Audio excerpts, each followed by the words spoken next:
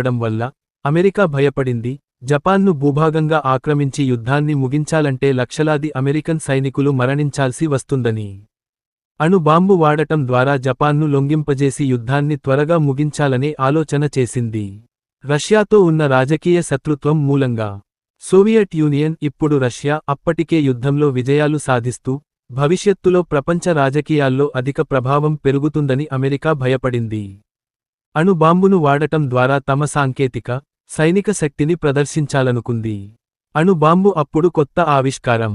దాని ప్రభావాన్ని ప్రత్యక్షంగా తెలుసుకోవడానికి కూడా ఈ దాడులను కొందరు శాస్త్రవేత్తలు, సైనికాధికారులు ప్రోత్సహించారు అని చరిత్రకారులు చెబుతున్నారు.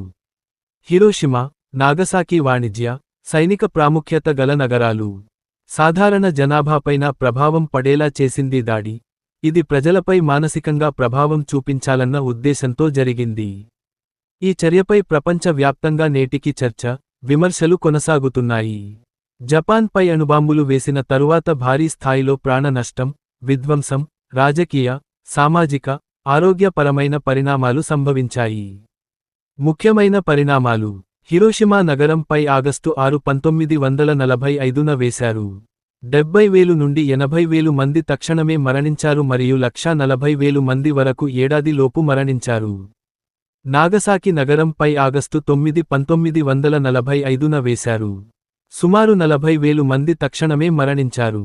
తరువాత సంవత్సరాలలోపు సుమారు 74,000 మంది మరణించారు.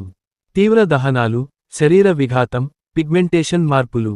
కొన్ని పూటల్లో అణు బాంబు బాధితులు జీవితాంతం ఆరోగ్య సమస్యలు ఎదుర్కొన్నారు. మానసిక వేదనను అనుభవిస్తున్నారు. PTSD లాంటి సమస్యలు పెద్ద ఎత్తున నమోదయ్యాయి.